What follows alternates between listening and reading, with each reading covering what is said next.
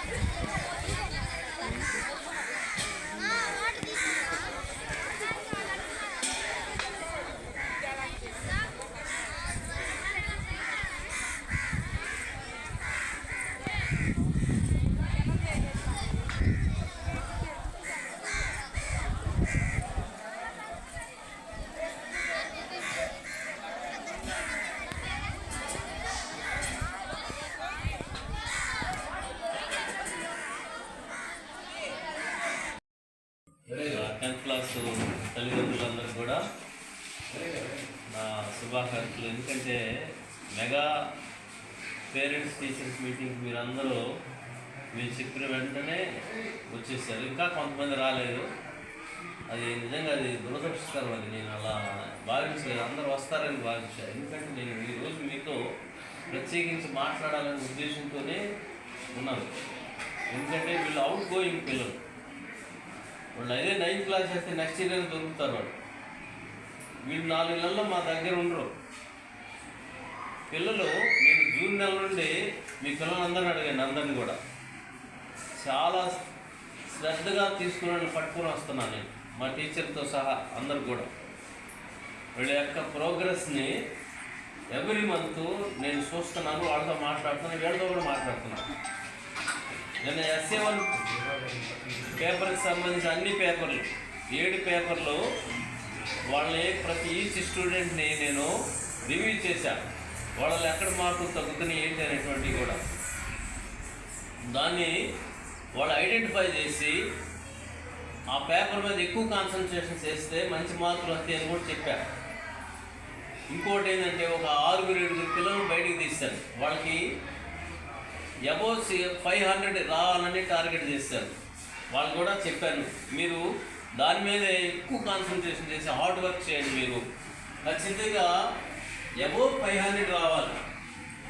వచ్చినట్లయితే మీ పిల్లలందరూ కూడా మంచి విలేజ్ ఇది.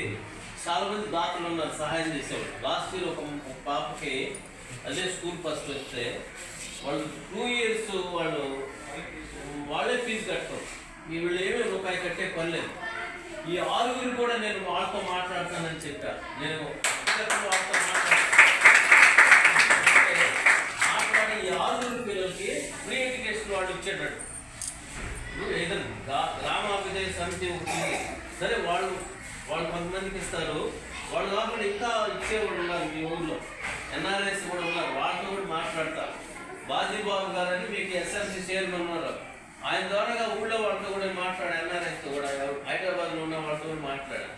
ఈ 6 పిల్లలు కానీ నేను సెలెక్ట్ చేసిన పిల్లలకి 500 అబోవ్ తెచ్చుకుంటే స్కాలర్షిప్ నేను ఖచ్చితంగా ఇప్పిస్తాను. 2 years వాళ్ళతో మాట్లాడి వాళ్ళు ఒప్పుకుంటారు. ఎందుకంటే చదువుకునే పిల్లలకి ఎవరైనా సహాయం చేస్తారు. చదివే వాడికి ఎవరైనా సహాయం చేస్తారు, ప్రోత్సాహం కూడా ఇస్తారు. అది పిల్లల్లో ఉండాలి. పిల్లలు నేను 500 పైన టార్గెట్ తెచ్చుకోవాలి, నేను మంచి మార్కులు మంచి కాలేజీలో జాయిన్ అవ్వాలని మంచి దృక్పథంతో వాళ్ళు చదివినట్లయితే మనసులో పెట్టుకుని ఖచ్చితంగా పాస్ అవుతారు. విషయాన్ని మనసులో పెట్టుకోవడం ఒకటి వేరు, ఆచరణలో పెట్టడం వేరు.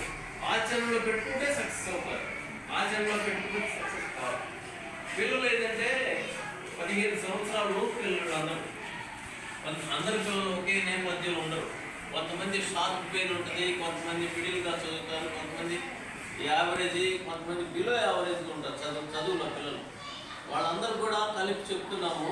ఉదయం సాయంత్రం ట్యూషన్స్ నడుస్తున్నాయి ఇక్కడ. మీరు ఏం చేస్తారంటే పిల్లల్ని ఉండేది 4 నెలలు, జనవరి ఈ నెల తీసేస్తే ఫిబ్రవరి మార్చి ఈ నెలతో కలుపుకుంటే అయితే 4 months ఉంటుంది. ఈ 4 నెలల్లో మీరు ప్రతి పిల్లవాడిని తెల్లవారుజామున 5 గంటలకు లేపి బాధ్యతగా చదివించండి. మీ తల్లిదండ్రులకి నేను రిక్వెస్ట్ చేస్తున్నాను. నేను పనికి వెళ్ళాను, నాకు సంబంధం లేదు, నాకు వాళ్ళే టీచర్స్ చూసుకుంటారంటే అది కరెక్ట్ కాదు. ఎందుకంటే మీ దగ్గర మీ పిల్లలు ఉండాలి. ఆ సమయం మీ దగ్గర ఉంటారు పిల్లలు.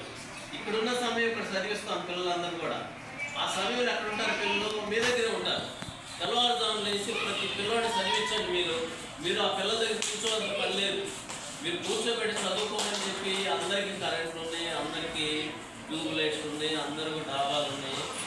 ఏవి లేనప్పుడే చదువుకున్నారు. లాంతర్ పెట్టుకొని పుట్టి పెట్టుకొని మేము చదువుకున్నాం. మా కరెంట్ లేదు, ఇది లేదు ఆ రోజుల్లో చేసేది కానీ డెవలప్ అయింది కాబట్టి చెప్తున్నాను. మీ అందరికి అన్ని సౌకర్యాలు ఉన్నాయి. ఒక బాత్రూమ్కి వెళ్ళడానికి కూడా ఇంట్లోనే ఉంటున్నాయి. కొంతమంది బాత్రూమ్ లేదు, పక్కన ఉంటారు. మేము ఆ దూరంగా వెళ్ళాలి. ఆ పరిస్థితి పిల్లలకు లేదు కాబట్టి మీ పేరెంట్స్ దగ్గర ఉన్నారు కాబట్టి మీరు ఆ పిల్లలు లేపు చదివించండి. మీరేం దగ్గర కూర్చోని పని లేదు, మీ పని మీరు చేసుకోవచ్చు. వాడు చదువుతూ ఉంటాడు, అప్పుడప్పుడు గమనిస్తూ ఉండండి. ఒక 4 రోజులు చేశాడు, 5వ సెట్ అవుతాడు. ఆ సమయానికి వాడు ఆల్రెడీ లెగుస్తాడు. నేను శీతాకాలంలో కొంచెం నిద్రపోతుంటాను. పిల్లలకి చలికి తొప్పుడు మూసుకేసుకొని లేవు.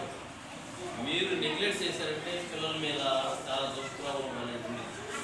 మీరు పిల్లల్ని మీ దగ్గర ఉన్నారు కాబట్టి ఆ పిల్లల్ని మా కృషితో పాటు మీరు కూడా సహాయం చేస్తే పిల్లలకి మీరు కూడా పట్టించుకుని శ్రద్ధగా రెస్పాన్సిబిలిటీగా ఉంటే బాధ్యతగా ఉంటే వాళ్ళకి మంచి మార్కులు తెప్పిస్తాను. నేను 3 నెలల నుండి వాళ్ళని పట్టుకున్నాను. నా ఉద్దేశం ఏంటంటే 10% రావాలి పిల్లలకి, అందరూ పాస్ అవ్వాలి.